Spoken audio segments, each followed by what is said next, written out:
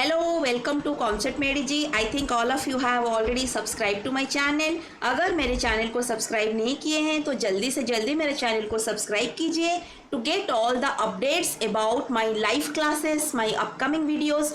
और मैं आपको एक चीज़ बता दूँ, मेरा लाइव क्लासेस मैं स्टार्ट करने वाली हूँ क्लास 9, 10, 11 एंड 12 के लिए physics. So that will help U a lot because मैं वहाँ पूरा कंप्लीट सिलेबस कंप्लीट करूँगी. So without wasting any time आज के क्लास स्टार्ट करते हैं. आज के क्लास में मैं आपको बताऊंगी projectile motion part 2. So part 1 में मैं आपको क्या बताई थी? पार्ट 1 में मैं प्रोजेक्टाइल मोशन का केस 1 बताई थी. केस 1 तो फिर है क्या, मैं थोड़ा सा अभी उसको रिपीट कर देती हूँ. सपोज मैं एक बिग बिल्डिंग, ये एक बिल्डिंग दिख रही है आपको, ये बिल्डिंग में सपोज ये एक बॉय खेल रहा है and this is A football या फिर any cricket ball, any ball, this is one object. अगर ये बॉय इसको किक किया और यहाँ कोई बाउंड्री नहीं है तो ये बॉल कैसे आएगा? ऐसे ऐसे ऐसे होके फिर फॉल होगा. इसको हम लोग क्या बोलते हैं? Horizontal projection. तो हॉराइजेंटल प्रोजेक्शन कैसे दिखता है? This is a parabolic path. ये चीज मैं आपको प्रीवियस वीडियो में बता चुकी हूँ. बट सेम एग्जांपल देखिए, सपोज ये बॉय अपना हैंड में ये बॉल को पकड़ा और कुछ एंगल में ऊपर थ्रो किया. तो ऊपर जब थ्रो किया ये बॉल कुछ एंगल ऊपर जाके फिर से नीचे डाउनफॉल हुआ. Isn't it? समझ में आई? तो इसको हम लोग क्या बोलते हैं? ये एंगल में प्रोजेक्ट किया, ये this is some angle with horizontal, इसको बोलते हैं हम लोग angular projection.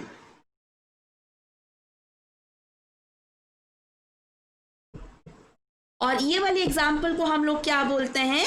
Horizontal projection. So projectile motion का दो केस होता है. One is horizontal projection and other is angular projection. ठीक है. सो हॉराइजेंटल प्रोजेक्शन के बारे में मैं आपको प्रीवियस वीडियो में बता चुकी हूँ. आज हम लोग कंप्लीट करेंगे एंगुलर प्रोजेक्शन और उसमें आपका जो पैरामीटर्स है जैसे कि what is the path of projection, what is the time of flight, what is the horizontal range, what is maximum height, वो सारा चीज आज मैं कंप्लीट कराऊंगी. ओके. सो उससे पहले आपको एक चीज वेक्टर से थोड़ा रिलेट करती हूँ. सपोज कोई भी एंगल में वेलोसिटी हो, जो भी वेक्टर, कोई भी वेक्टर जो पैरामीटर है, कोई भी एंगल में वो वेक्टर अगर आप रिप्रेजेंट करते हैं उसका दो कंपोनेंट होता है. One is horizontal component and other is vertical component. Horizontal component को आप क्या लिखते हो? यू हो या फिर कोई भी vector quantity, physical vector quantity जब भी दो कंपोनेंट में डिवाइड होता है, one is horizontal component and another is vertical component and both the components are perpendicular to each other. You know this fact? So इसीलिए मैं आपको ये थोड़ा बेसिक कॉन्सेप्ट बता देती हूँ. तो वेलोसिटी अगर कोई भी एंगल में आपका due to some force you are throwing or you are projecting any object with certain velocity with certain angle with the horizontal, कोई एंगल में अगर वेलोसिटी में थ्रो कर रहे हैं उसका दो कंपोनेंट हो सकता है. One is horizontal component and other is vertical component. So ये वाली जो मैं आपको बताई थी, suppose this is a boy and this boy is kicking this football. Okay. Suppose this boy is kicking this football, तो क्या होगा? ये जो फुटबॉल किक किया, ये कुछ एंगल में ये फुटबॉल को क्लिक किया, तो ये एंगल के कारण ये जो वेलोसिटी में किक किया, ये वेलोसिटी का अगेन दो कंपोनेंट होगा. One is horizontal component, this is u cos theta, this is you sine theta. This is the basic concept. तो वही चीज मैं लिखी हूँ, you cos theta and you sine theta. You cos theta is the horizontal component and ये constant रहता है क्योंकि अब आपको मैं बताई थी प्रोजेक्टाइल मोशन पढ़ने से पहले, projectile motion is possible only when there is no resistive force due to air. और एयर के कारण कोई भी रेजिस्टेंस अगर नहीं है तभी projectile motion is feasible. Understood? So u cos theta is the horizontal component. So अगर देखिए ये वाली एग्जांपल देखिए, ये जो बॉय हॉराइजेंटली किक किया, तो यहाँ अगर एयर रेजिस्टेंस बहुत ज़्यादा अपोजिट डायरेक्शन में काम करेगा तो ये बॉल मूव कर पाएगा क्या? बॉल तो रिटार्डेशन के कारण स्टॉप हो जाएगा. Motion is not possible. So projectile motion पढ़ने से फर्स्ट क्राइटेरिया है if there is no air resistance. Understood? So this is u cos theta that is constant. जो हॉरिजॉन्टल कंपोनेंट है वो हमेशा कांस्टेंट रहेगा। जो यू साइन थीटा जो वर्टिकल कंपोनेंट है वेलोसिटी का वो डिक्रीज करेगा। क्यों? क्योंकि आप सपोज इमेजिन करो कोई भी ऑब्जेक्ट को आप ऊपर थ्रो करते हो और धीरे धीरे कुछ डिस्टेंस ऊपर जाएगा फिर अपने आप नीचे गिरने लगता है। Due to what? Due to the attraction force of gravity. Gravitational attraction force से वो नीचे आने लगती है।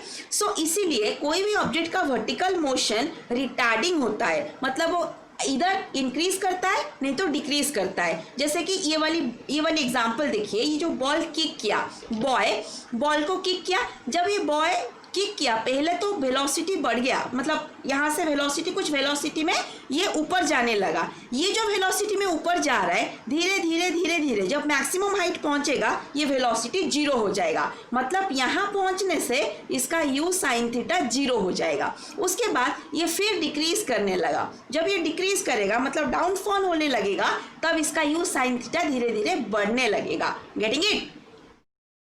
सो दैट मीन्स जो यू साइन थीटा टर्म है, जो वर्टिकल कंपोनेंट पार्ट है, ये इधर इंक्रीज करता है नहीं तो डिक्रीज करता है। So due to this increase and decrease in velocity there is an acceleration. वो एक्सेलरेशन के कारण इंक्रीज या डिक्रीज कर रहा है। सो ये एक्सेलरेशन को हम लोग ग्रेविटेशनल एक्सेलरेशन बोलेंगे। जब ऊपर जा रहा है g माइनस है, जब नीचे आ रहा है g प्लस है। I think this is very old concept and you all know in lower classes, class 9-10 में भी आप ये पढ़े होंगे। सो आप देखिए, तो प्रोजेक्टाइल मोशन का first most important criteria air resistance नहीं है। ओके,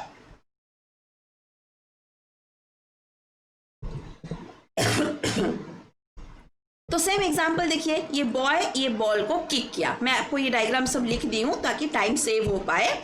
ये बॉय ये बॉल को किक किया, जब ये बॉल ऊपर जा रहा है, देखिए ऊपर जा रहा है, जाने के पाथ में एक सर्टेन पॉइंट में कंसीडर की, ये पॉइंट को P पॉइंट ले लीजिए। At any arbitrary point upward movement में मैं एक आर्बिटरी पॉइंट P पॉइंट को कंसीडर की। ये PXY कोऑर्डिनेट में मैं दिखा रही हूँ। इसका मतलब क्या है? मतलब ये रेफरेंस एक्सिस से देखिए, यहाँ जब था ये तो 0 0 में था, x0 y0। जब बॉल ऊपर उठने लगा मतलब हॉराइजेंटली भी ये कुछ डिस्टेंस पाथ कवर कर रहा है, वर्टिकली भी ये कुछ पाथ कवर कर रहा है। तो ये पॉइंट में, ये पर्टिकुलर P पॉइंट में बॉल जब पहुंचा, इसमें कितना हॉराइजेंटल पाथ कवर किया, ये वाली जो मैं x में बताई हूँ, how much horizontal path it has covered and how much vertical path it has covered. और ये सारा पैरामीटर जैसे कि AH हो गया। AH क्या है? मैक्सिमम ये बॉल कितना हाइट तक गया, उसके बाद फिर से नीचे गिरने लगेगा। तो AH is the maximum height attended by the projectile due to U sine theta. U sine theta क्या है? U साइन थीटा आपका वेलोसिटी का वर्टिकल कंपोनेंट है। वर्टिकल कंपोनेंट के कारण ही वर्टिकल हाइट आएगा। सिमिलरली हॉराइजेंटल कंपोनेंट के कारण ही हॉराइजेंटली पाथ कवर करेगा।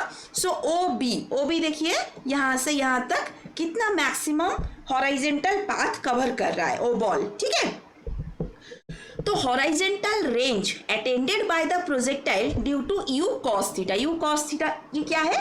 Horizontal component of the velocity. जो U वेलोसिटी में बॉय किक किया था उसका हॉराइजेंटल कंपोनेंट। सो x क्या है? x यहां से यहां तक एनी आर्बिटरी पॉइंट P में। So x is the horizontal distance traveled by the object in time t and y is the vertical distance traveled by object in time t. Okay. So अभी आ जाओ क्या क्या आपको calculate करना है। मैं P point में सारा कैलकुलेट करूंगी। पाथ ऑफ प्रोजेक्टाइल कैसे दिखेगा, फिर टोटल टाइम ऑफ फ्लाइट कितना है, मैक्सिमम हाइट क्या होता है, हॉरिजॉन्टल रेंज क्या है। तो ये वाली देखिए, जो बॉय इसको किक किया, मैक्सिमम हाइट इसको बोलते हैं, हॉरिजॉन्टल रेंज इसको बोलते हैं। मतलब कितना मैक्सिमम हॉरिजॉन्टल रेंज ये कवर किया। ये जो हॉरिजॉन्टल रेंज कैसे कवर करेगा? Due to U cos theta के कारण। मैक्सिमम हाइट क्यों कवर करेगा? Due to U sin theta के कारण। ओके, तो अभी ये सारा इंपॉर्टेंट टर्म्स हम लोग कैलकुलेट करते हैं। Path of projectile. Path of projectile is the first term. Path of projectile में आपको क्या कैलकुलेट करनी है? प्रोजेक्टाइल मतलब कोई भी ऑब्जेक्ट जब प्रोजेक्टाइल मोशन में मूव करता है वो किस तरह का पाथ फॉलो करता है, इधर सर्कुलर, इधर पैराबोलिक, इधर हाइपरबोलिक, किस तरह का पाथ वो फॉलो करता है. So that is nothing but path of projectile. Okay, so path of projectile में एक आर्बिटरी पॉइंट यहां ली हूं P पॉइंट. ठीक है, P मतलब यहां से रेफरेंस एक्सिस से कितना हॉरिजॉन्टल डिस्टेंस कवर किया, कितना वर्टिकल डिस्टेंस कवर किया, उसी से मैं कैलकुलेट कर दूंगी कि इसका पाथ कैसे होगा. तो x क्या है, x मतलब हॉरिजॉन्टल डिस्टेंस. आपको क्या मालूम है, डिस्टेंस का फॉर्मूला क्या है, s is equal to ut plus half at square. तो रेफरेंस मतलब इनिशियल डिस्टेंस कितना है, x0 प्लस u मतलब हॉरिजॉन्टली आपको कैलकुलेट करना है. यहाँ हॉरिजॉन्टल कंपोनेंट ऑफ वेलोसिटी आपको लेनी है. Horizontal component of velocity is ux because this is x-axis, this is y-axis. Okay, so uxt plus half ax horizontal acceleration ax t square. vertically आपको क्या करनी है, y0 plus uyt plus half ayt square. ये जो ax है ये है horizontal acceleration, ये ax 0 होगा क्योंकि आपको ये जो हॉरिजॉन्टल वेलोसिटी है, मैं क्या बताई, एयर रेजिस्टेंस नहीं है. तो हॉरिजॉन्टली कोई ऑब्जेक्ट अगर मूव कर रहा है, उसका कोई रेजिस्टेंस नहीं है, कोई अपोजिंग फोर्स नहीं है, तो वेलोसिटी तो कांस्टेंट रहेगा ना. तो अगर वेलोसिटी कांस्टेंट है तो एक्सेलरेशन 0 हो जाएगी. यहाँ जो uy है ये वर्टिकल कंपोनेंट ऑफ वेलोसिटी.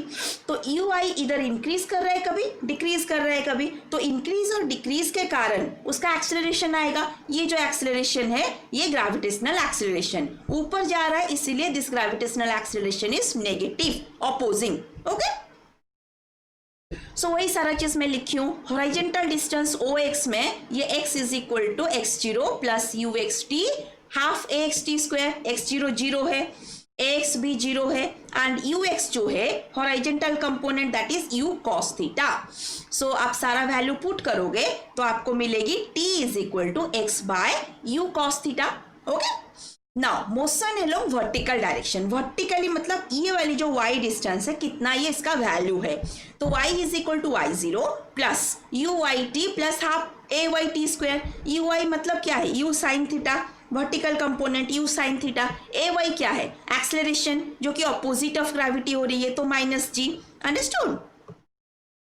तो y इज इक्वल टू सारा वैल्यू अगर पुट करोगे तो आपको मिलेगी y is equal to u sine theta t minus half g t square. t का वैल्यू आप x में डिराइव किए, अभी जस्ट t का वैल्यू मिला आपको, ये वाली में आपको t का वैल्यू मिल गया. तो वही t का वैल्यू यहाँ पुट करो तो आपको मिल जाएगी y का expression x tan theta minus 1/2 g divided by u square cos square theta into x square. ये सारा एक्सप्रेशंस मैं लिख दी हूँ.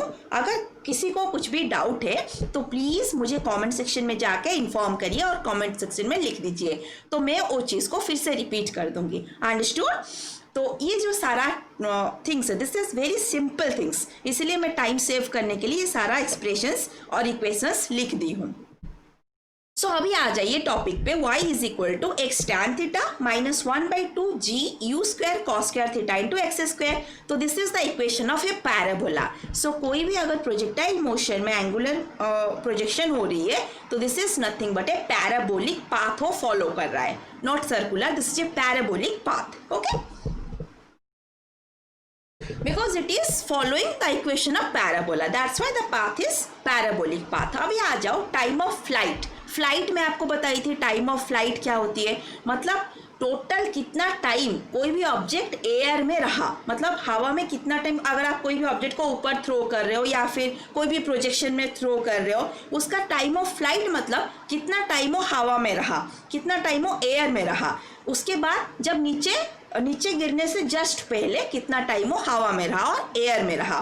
तो उसमें आपको क्या करनी है, आपको ऊपर जाने के लिए कितना टाइम लगा और नीचे आने के लिए कितना टाइम लगा, उसको क्या बोलते हैं, time of ascent and time of descent. जब भी कोई ऑब्जेक्ट को आप प्रोजेक्टाइल में थ्रो कर रहे हो, एंगुलर प्रोजेक्शन, यहाँ से यहाँ जाने के लिए, ऊपर जाने के लिए टाइम ऑफ एक्सेंट बोलते हो. जब वहां से नीचे आ रही है उसको बोलते हो time of descent.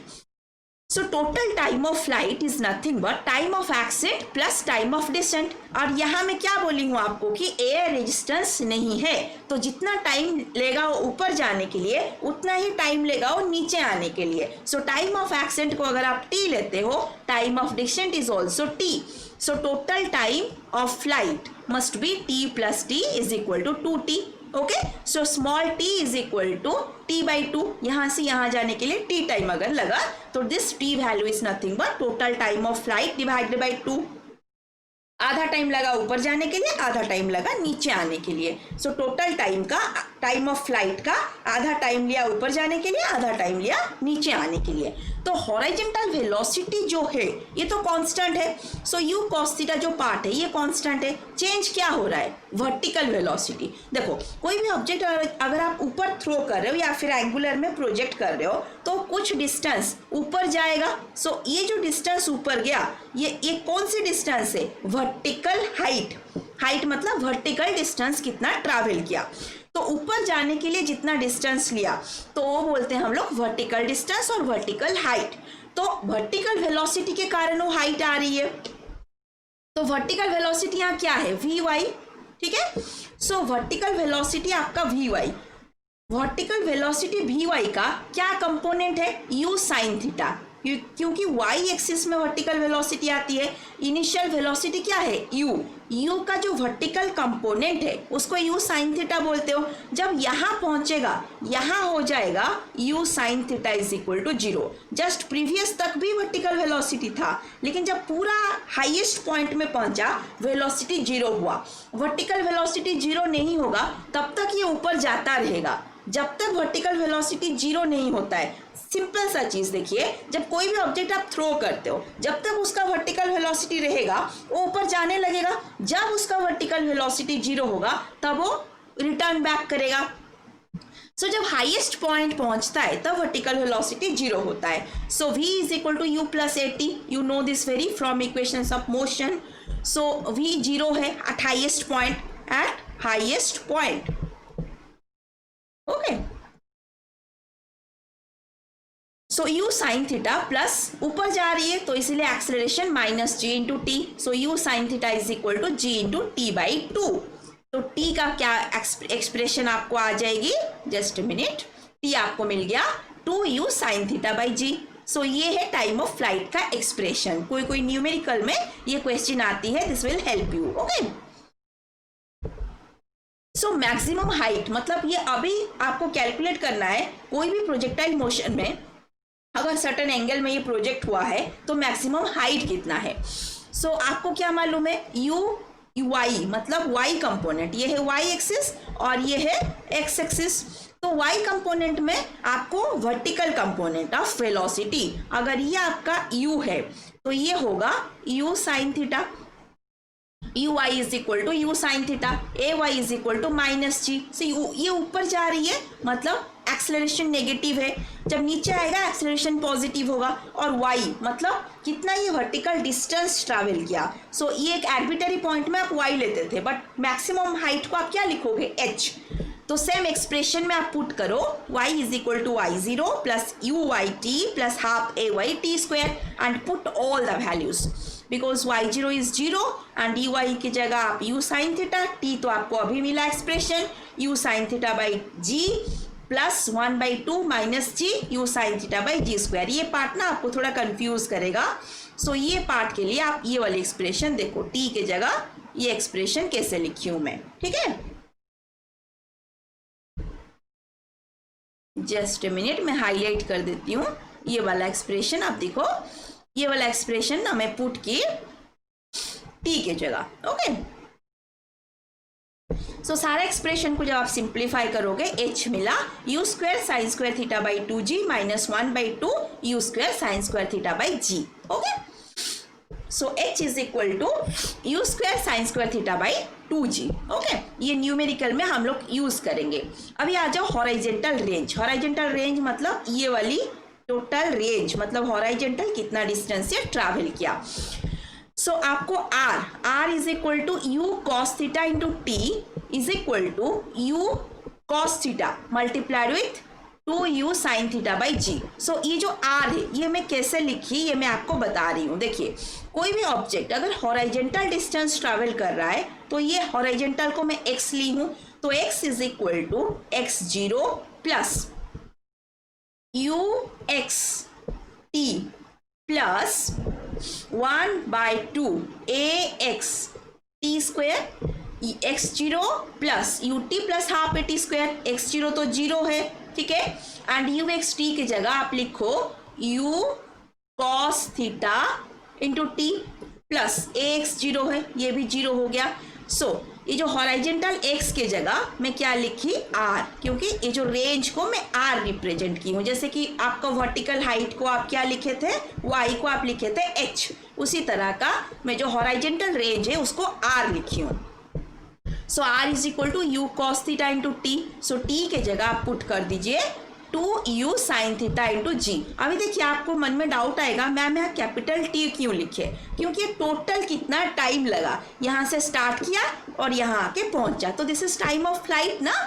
So that's why I have written capital T, that is 2u sin theta by g. So r is equal to u square sin 2 theta divided by g. Okay. So I think all of you have understood this concept. सबको अच्छा से समझ में आ गया। अगर कुछ भी doubt है तो आप मुझे कमेंट सेक्शन में जाके अपना डाउट्स लिख लो, तो मैं उस चीज़ के रिगार्डिंग आपको वहाँ डाउट क्लियर कर दूंगी। और मैं न्यूमेरिकल एक्सेशन का एक वीडियो भी बना रही हूँ, तो जल्दी से मेरे चैनल को सब्सक्राइब कर दीजिए, लाइक करिए, शेयर करिए among your friends, relatives, and I think all of you have clear about what is projectile motion, case 1, case 2. So bye bye, thank you, thanks for watching.